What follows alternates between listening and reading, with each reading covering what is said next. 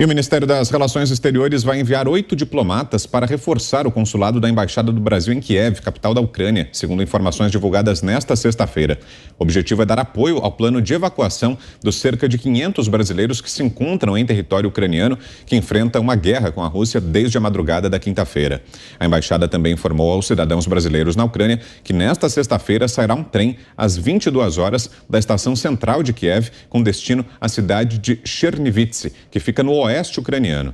O veículo foi obtido pelo Itamaraty e vai comportar um grupo de 70 brasileiros e latino-americanos registrados na Embaixada Brasileira. A prioridade será dada a mulheres, crianças e idosos. Augusto. É o que o Brasil deve fazer e pode fazer, né? Tem de socorrer imediatamente todos os brasileiros que estão lá. Tem muitos jogadores, né, de futebol com as suas famílias aí. Então, se for preciso retirar de lá, que retire, que dê um jeito. Esse é o papel que o governo tem de cumprir. Agora, eu queria registrar, aproveitando o tempo e rapidamente, quer dizer, a falência da ONU, né? Para que serve a ONU? É a ONU que deveria impedir que esses conflitos acontecessem, mas não faz nada. Não adianta nada, é patética a atuação dos capacetes azuis, né? Como são chamados aí os soldados que a ONU de vez em quando mobiliza para levar a paz, que nunca chega a outros países, né, como o Haiti.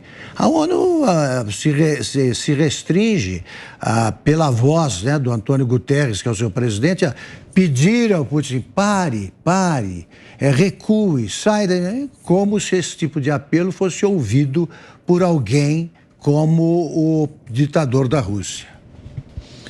Pegando justamente desse ponto trazido pelo Augusto, Ana, concorda de fato a ONU poderia fazer mais do que vem fazendo nesse momento?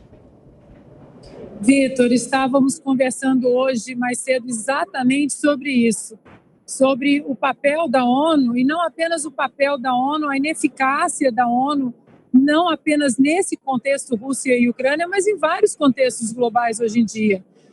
E o próprio Donald Trump foi muito demonizado durante os 4 anos, e aqui a gente tem que fazer um parênteses, não tem como não citar o nome do Donald Trump, não tem como não comparar essa administração e o que está acontecendo com os 4 anos, porque foi uma guinada de 180 graus, muito diferente. Donald Trump, por mais turrão que fosse, por mais que colocasse seus tweets mal criados ali, colocasse o dedo da imprensa, chamando a imprensa de fake news, arrumasse algumas brigas desnecessárias, até no próprio Congresso americano, ele colocava os pingos nos is, me permitam aí o trocadilho, no sentido de mostrar as deficiências de instituições como a ONU, por exemplo, a própria OTAN, mas também a ONU. Olha, Vitor, eu não sei se o nosso espectador fez essa pesquisa, nós, como jornalistas, fizemos a pesquisa de... Vocês sabem quem está presidindo hoje o Conselho de Segurança da ONU? A Rússia. A Rússia está presidindo o Conselho de Segurança da ONU, assim como o Conselho de Direitos Humanos tem a China, tem o Iraque, tem países que não respeitam as mulheres. Ou seja, dentro dessa administração do Donald Trump na Casa Branca, ele colocou o dedo nessas feridas. Foi muito demonizado, mas pelo menos isso agora fica mais exposto, infelizmente exposto, através de uma guerra. Precisou de uma guerra para expor essas feridas todas dessas instituições que estão se tornando cada vez mais globalistas num governo que coloca as nacionalidades e as individualidades de lado e tenta colocar aí um líder globalista, né, como se os países através do globo fosse apenas um amontoado de nações. Nós sabemos que não é bem assim. E você, Paulo, como é que está vendo a atuação da Organização das Nações Unidas nessa crise? Olha, não só as Nações Unidas, mas, na verdade, toda a comunidade internacional basicamente abandonou a Ucrânia. A única expectativa que o presidente Zelensky poderia ter de reagir ao exército russo seria justamente uma atuação mais forte da comunidade internacional. A comunidade internacional basicamente abandonou o presidente e hoje ele vive uma situação onde os russos, mais cedo ou mais tarde, vão acabar ocupando Kiev. O que vai acontecer a partir da ocupação de Kiev é uma grande incógnita. Como o próprio ex-secretário Mike Pompeo disse aqui hoje, ninguém sabe exatamente o que se passa dentro da cabeça de Vladimir Putin. Ao início da invasão existiu uma dúvida muito grande se ele ia repetir o que ele fez na Geórgia em 2008 e o que ele fez na Crimeia em 2014, onde ele simplesmente fomentou movimentos separatistas e, a partir daí, usou técnicas de guerra irregular para fazer uma ocupação de territórios que se declararam a sua independência. E depois o exército russo entrou dando suporte, né? E assim foi, tanto em 2008 na Geórgia, quanto em 2014. Mas ele percebeu uma fraqueza muito grande do governo americano e utilizou-se do que a gente chama no meio militar de aproveitamento de êxito. Viu que existia espaço para um avanço maior e partiu para uma invasão completa, ao que parece. O que nós não sabemos é se essa invasão completa vai se seguir de uma ocupação de todo o território ucraniano, isso é uma parte que ainda está em discussão, ou se ele vai rachar a Ucrânia ao meio, ou ainda se ele vai simplesmente substituir o governo ucraniano por um governo simpático a ele, o que vai deixar o Brasil numa situação desconfortável do ponto de vista diplomático. Porque como que o Brasil vai reagir? O que o Brasil fará nesse sentido? Reconhecerá um novo governo apoiado pelo Vladimir Putin, reconhecerá o território ucraniano como território soberano russo? Enfim, uma situação bastante difícil. E, nesse sentido, a comunidade internacional tem agido de forma bastante impotente. Praticamente nenhum apoio, apenas nota de indignação e sanções brandas. Então, hoje, nós temos a Ucrânia abandonada e, convenhamos, sem condições de resistir. Praticamente nenhum país do mundo teria condições de resistir efetivamente a uma invasão do exército russo, que herdou todo o exército, toda a capacidade de combate da União Soviética, que tinha o maior exército do mundo.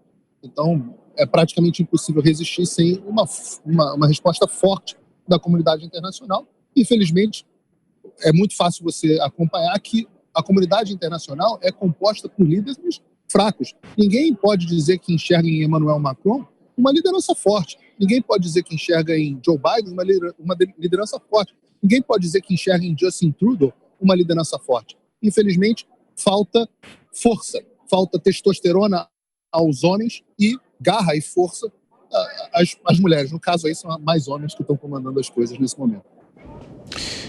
E você, Fiuza, como é que está vendo essa questão, o posicionamento da comunidade internacional, como o Paulo apontou, essa falta de apoio ao governo ucraniano e, no caso do Brasil, as medidas que já foram anunciadas, como essa operação de resgate montada pelo Itamaraty? Fiuza. Você veja, né, Vitor, o resgate dos brasileiros na Ucrânia, ele tem, né, está sendo montado pelo Itamaraty um sistema, não é isso, de identificação, de localização, de evacuação por meio terrestre, porque espaço aéreo fechado. E uma das plataformas de formação desse sistema de retirada, ou seja, de acessar os brasileiros, de comunicar, então, a situação de cada um e conseguir, então, escalonar essa saída, né? Quer dizer, um dos instrumentos para isso é a rede Telegram, aquela que o Supremo Tribunal Federal quer banir do país. E por que é a rede Telegram? Né? Não só pela região onde eles estão, né? Mas porque essa rede, hoje, ela seria útil em qualquer lugar do mundo, como diversas outras plataformas. Então, você veja o nível de ignorância, né, na cúpula do judiciário brasileiro, nessa conversa pequena, amesquinhada, sobre guerrinha política, fingindo que um pedaço deste universo da circulação de informação, que eu sempre digo aqui, tem de tudo. Tem informação, tem entretenimento, tem arte, tem filosofia e tem a possibilidade da comunicação em si. Nesse caso, por exemplo, um serviço essencial. Isso não é uma propaganda da rede, não. Isso eu nem estou nessa rede. Isso aí é exatamente o uso, a serventia de um instrumento de comunicação né?